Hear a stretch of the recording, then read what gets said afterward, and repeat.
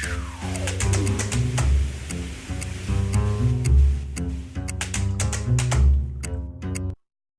week, guys, we're doing a little bit of a Q&A.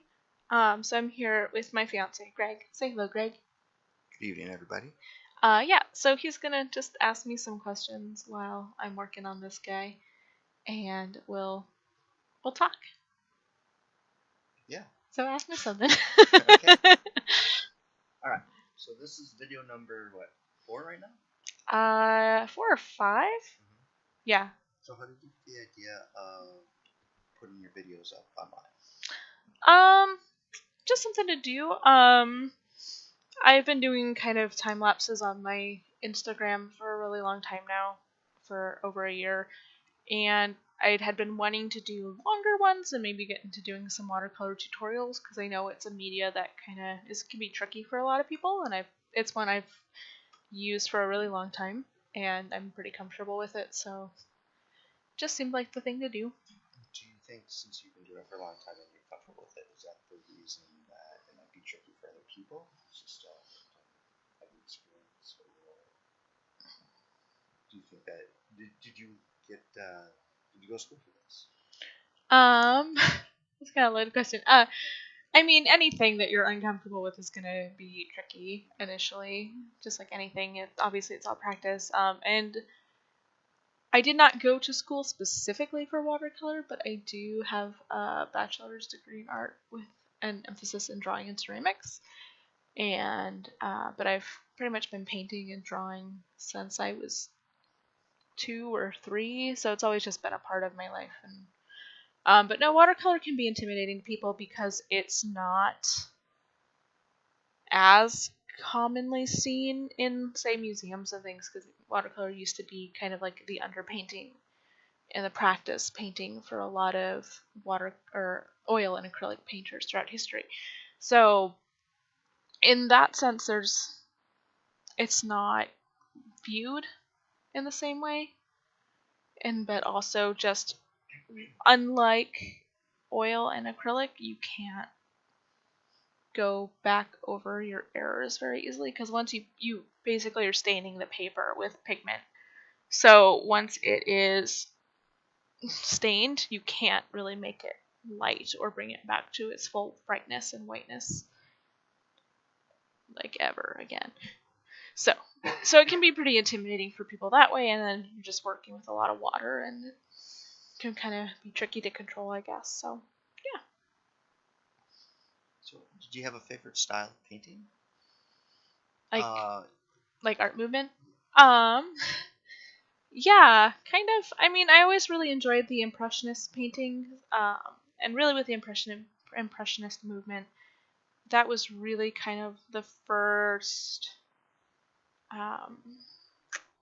where people were painting outdoors more, and watercolor kind of lends itself to painting outdoors, and that's why it was used mostly as kind of like a base layer and things like that, because you could easily bring your watercolor washes with you to do some sketches outside and things like that. But yeah, no, I always like the Impressionist movement. Lots of fun use of color, lots of light and shadow. But I also really enjoyed kind of like the Dutch Renaissance, with like Vermeer and Rembrandt, and lots of really high detail. Like I used to do a lot of really detailed, almost photorealism type paintings and drawings when I was younger, which is great to do and is really good practice, because you really kind of learn how to control your movements and trick the eye with light and shadow and perspective a little bit more that way. But yeah. Mm-hmm. So that kind of went all over the place. I have lots of questions. Okay. Yeah. This isn't our first take, but one of the questions I had found was interesting was I asked Hollis how many hours a week she has to put into a painting to practice, and how many hours a week do you have to put into practice? Oh,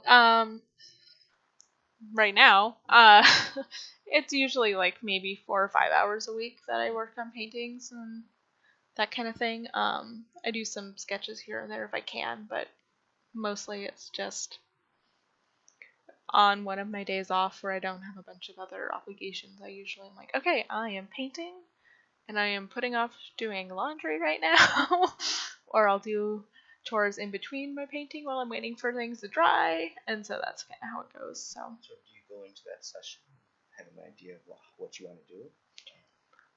Sometimes it depends. I really, because like, I don't know, I describe when I'm painting and stuff, I always kind of refer to it as playing, because for me, I'm just kind of having fun with the pigment and the color play and seeing where it lays in the paper. And so a lot of times I'll just kind of start a painting.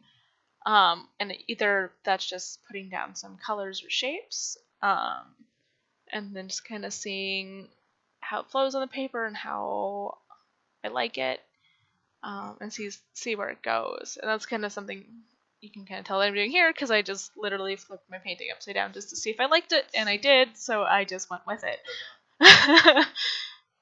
Yeah, because I just kind of liked the feel of it, looking like this, so yeah. Yeah, it sounds like you're definitely passionate. It's a thing I like to do, yeah. I'm not gonna lie, it is quite fascinating to watch your work. I wasn't into art all that much in school. Took a couple classes, but I didn't do a lot of outside of school. Mm-hmm. Did you? I know when you were young, your parents got you some art supplies and continued on. Did you do a lot of drawing at home or outside, or where was your most inspirational place to draw? Oh god, it was just like really anywhere, anywhere and everywhere it could. Like, I had a habit of drawing the people sitting in front of me on planes and things, and my parents like used to make me give them my drawing at the end of the flight, and that was the weirdest thing. Yeah. Or like my dad would take us fishing and stuff, and I mean I like fishing, but it gets a little boring after a while, so I would draw some of the other people fishing on the bank, and then like, I don't know, I used to draw a lot of people, and then I kind of got into doing still life and stuff in college and in high school, but yeah, but really everywhere. Continued on mostly with still life and stuff. Off and on. I mean, I really love painting onions and vegetables and stuff. They're really fun to play with. Onions are nice because they're a challenge. They're really easy in some ways, just because you're kind of just painting an orb, but they're also tricky because you have the translucency of the onion paper that you're trying to capture as well, and a lot of light and shadow. So I like them because they're just kind of a fun little technical test for me, I feel like, if that makes sense. Yeah. Yeah.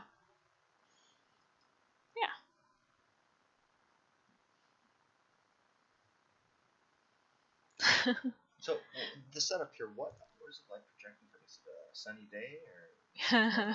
Sunny day, you laugh. You make me laugh.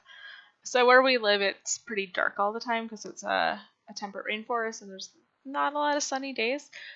So I have what is called an OTT light, OTT. I don't know. It's a light I picked up because I used to literally have my art studio in a closet. But yeah, so it's kind of a full spectrum light, so you get good richness of colors when you're painting, but it's not like crazy bright. And so that's what I use a lot. If it is a nice day, I will definitely paint by our window. A window. Just because it's nicer to paint that way. You get a more even light distribution across the paper. But yeah. Apparently that's the end of the video. See you next time, guys. Bye, guys. Bye.